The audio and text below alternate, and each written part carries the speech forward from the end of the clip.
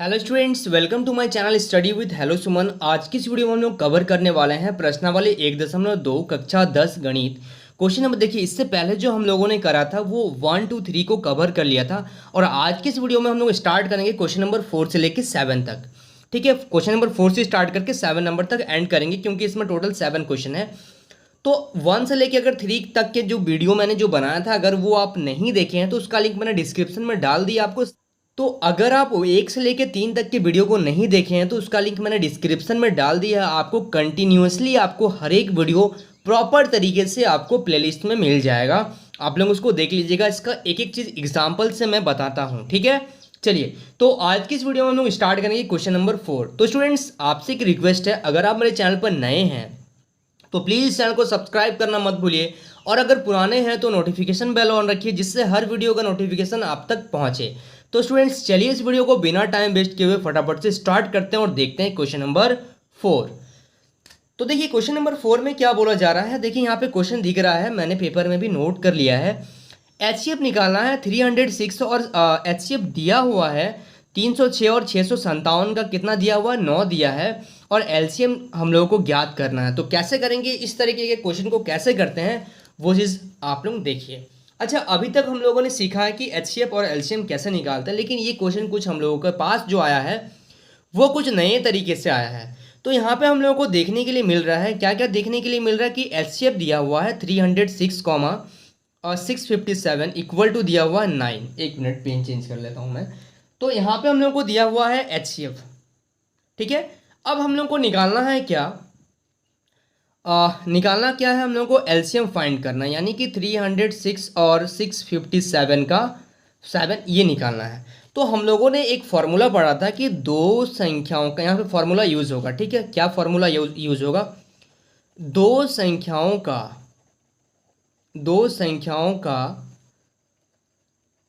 गुणनफल बराबर HCF into LCM. तो दो संख्याओं का गुणनफल में आप ले लीजिएगा n1 into n2 equal to आप लिख सकते हैं एचसीएफ इंटू एलसीएम। ठीक है, तो आपको जो चीज़ निकालना पड़ता है उसको हम लोग अकेला रखते हैं। ठीक है, यानी कि हम लोग को फाइंड करना है एलसीएम, तो एलसीएम इधर रहेगा, बाकी सारी चीज़ को इधर लेके आ जाएंगे। तो ये एचसीएफ और एलसीएम क्या है, गुना में है। जब ये इस तरफ आ जाएगा तो भाग में हो जाएगा, यानी कि कुछ ये इस प्रकार से होगा n1 into n2 upon HCF equal to LCM. और हम लोग इसको इस तरीके से लिख सकते हैं, एलसीएम बराबर n1 into n2 upon HCF.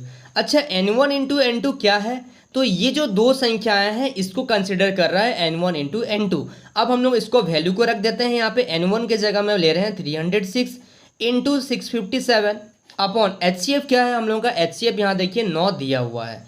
अब आप इसको कैंसिल करिएगा, तो कैंसिल अगर करते हैं 3 का पार्ट से 3 बार में, 3 तिया 9, 3 एकम 3, 0, 3 दूनी 6, फिर से ये जाएगा 3 एकम 3, ये जाएगा 3 तिया 9, 1 3 चौके 12, यानी कि 34। तो यहाँ से आ जाएगा हम लोग का एलसीएम जो होगा 34, 34 इंटू 657। और जब आप इसको मल्टीप्लाई करिएगा तो हम लोगों को आ जाएगा 2233 8 इज द राइट आंसर। तो ये क्वेश्चन आपको समझ में आ गया होगा।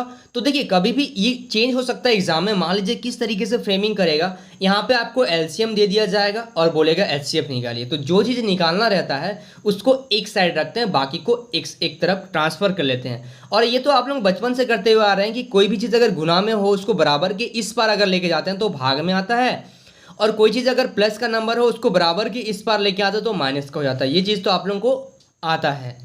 चलिए, so students please note down this question. अब हम लोग देखेंगे क्वेश्चन नंबर 5।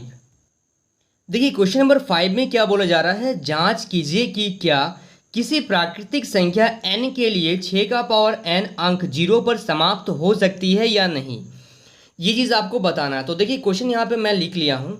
ये क्वेश्चन देखिए, ये क्वेश्चन में क्या बोल रहा है कि हम लोग को पता करना है, जांच करना है जो प्राकृतिक संख्या है वो n के लिए 6 के पावर n अंक जो होगा वो 0 पर समाप्त होगा कि नहीं होगा। यानी कि ये बोल रहा है कि 6 का पावर आप कुछ भी ले लीजिए, जैसे मैं 2 ले रहा हूँ और ये क्या है, प्राकृतिक संख्या है। तो अगर इसको हम लोग सॉल्व करते हैं तो क्या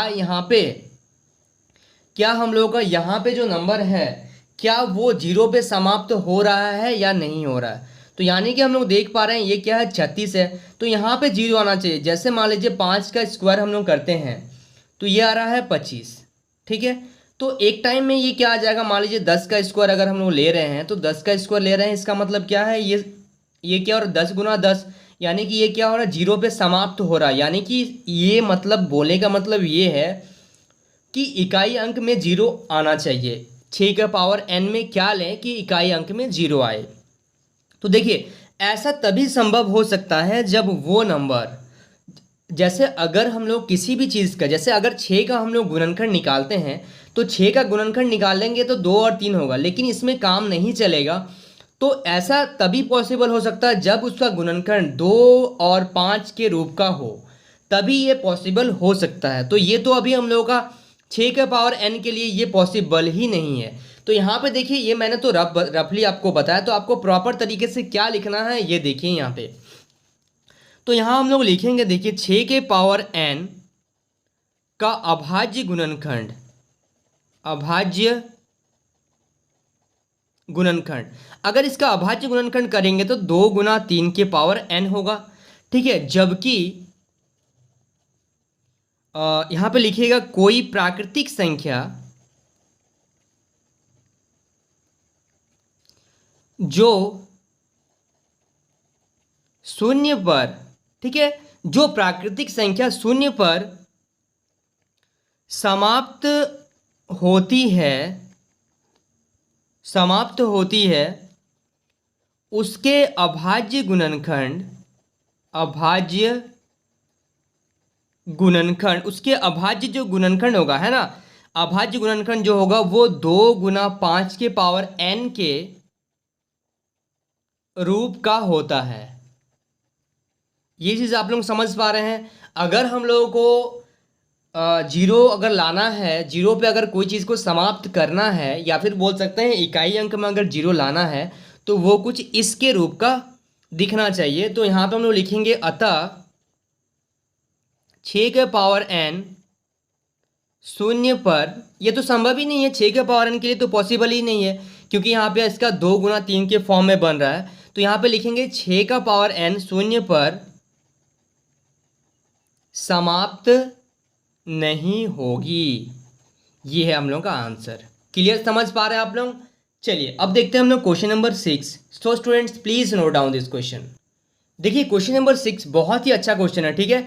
व्याख्या कीजिए कि 7 गुना 11 गुना 13 जोड़ 13 और 7 गुना 6 गुना 5 गुना 4 गुना 3 गुना 2 गुना 1 जोड़ 5 भाज्य संख्या क्यों है। तो ये बताना है कि ये जो नंबर है वो भाज्य संख्या क्यों है।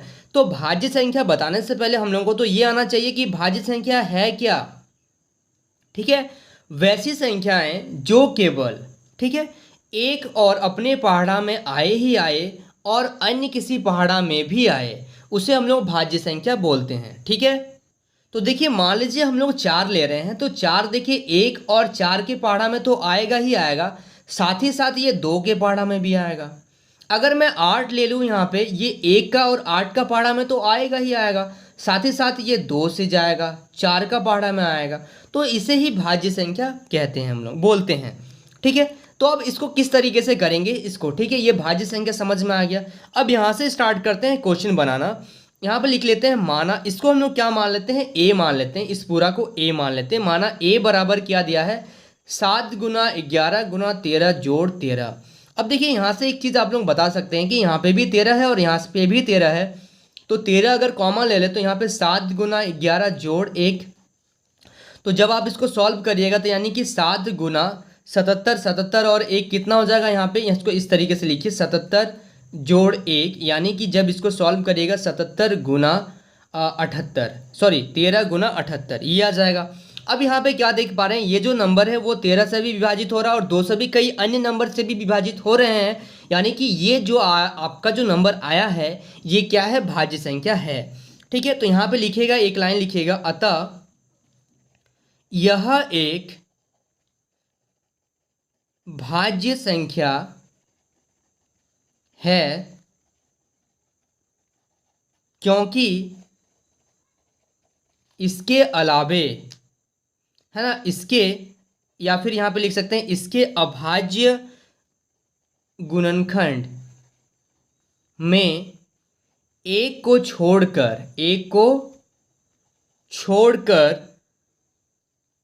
अन्य दो गुणनखंड है।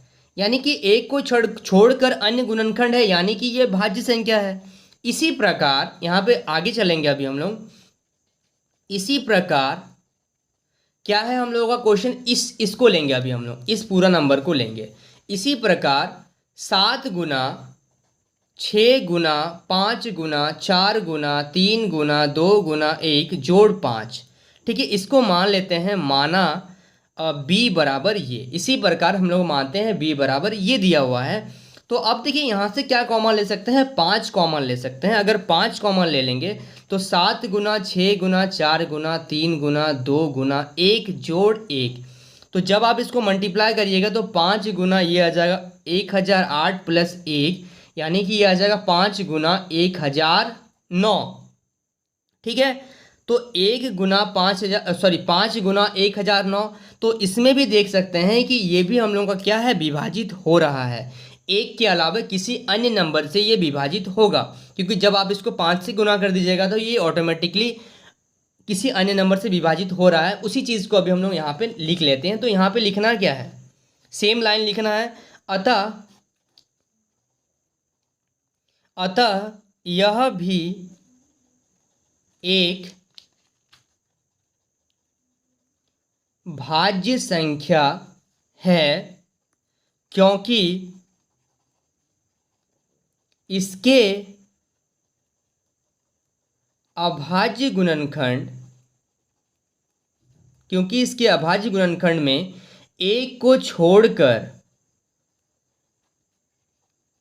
अन्य दो गुणनखंड है। ये चीज़ आपको समझ रहे हैं आप लोग, बस यही आपको लिखना था। क्लियर है यहाँ तक? चलिए, so students please note down this question. देखिए ये लास्ट क्वेश्चन है, क्वेश्चन नंबर 7। किसी खेल के मैदान के चारों ओर एक वृत्ताकार पथ है, ठीक है, मतलब एक क्या है, एक रास्ता है, एक क्या है, मैदान है, पूरा वृत्ताकार मैदान है। अब इसमें बोला जा रहा है कि इस मैदान में एक चक्कर लगाने में सोनिया को 18 मिनट लगते हैं।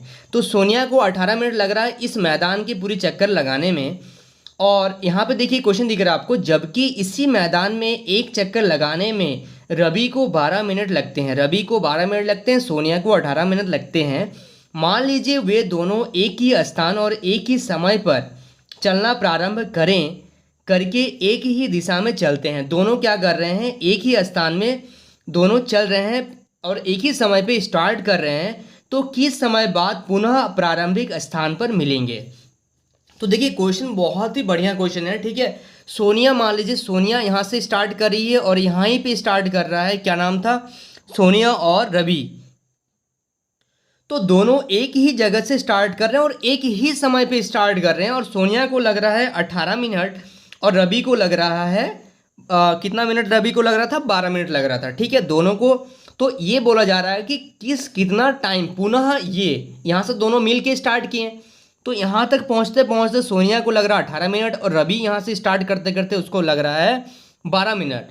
तो बोला जा रहा है कि पुनः किस समय वे दोनों एक दूसरे को पुनः वापस से मिलाएंगे। मान लीजिए कोई रास्ता, कोई जगह होगा इसके बाद वो किस टाइम पे मिलेंगे, वो आपको बताना है, ठीक है। तो प्रॉपर तरीके से देखिए इस क्वेश्चन को किस तरीके से हम लोग लिखेंगे, किस तरीके से इसको फ्रेमिंग करेंगे। तो यहाँ लिखिएगा एक चक्कर में सोनिया 18 मिनट लेती है। सोनिया जो ले रही है एक चक्कर लगाने के लिए, वो ले रही है 18 मिनट, ठीक है। और रवि जो ले रहा है, रवि एक चक्कर में कितना मिनट ले रहा है, 12 मिनट लगाता है, ठीक है। तो ये दोनों एक ही स्थान पर, ठीक है, कब मिलेंगे, तो उसके लिए हम लोगों को क्या लेना पड़ेगा, एलसीएम लेना पड़ेगा, किसका, 18 और 12 का। इतना मिनट के बाद मिलेंगे। ठीक है, अब यहाँ पे क्या लिखेंगे, अतः 18 बराबर 18 का अगर आप एलसीएम ले लीजिएगा तो 2 × 3 × 3, और यहाँ पे 12 का जब एलसीएम लीजिएगा तो 2 × 2 × 3।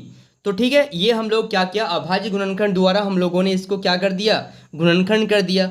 अब अगर हम लोग निकाले एचसीएफ अगर बात करें एचसीएफ का, तो ये दोनों इसमें मिल रहा है और ये इसमें मिल रहा है, यानी कि एचसीएफ आ गया 2 × 3, यानी कि एचसीएफ आ गया 6।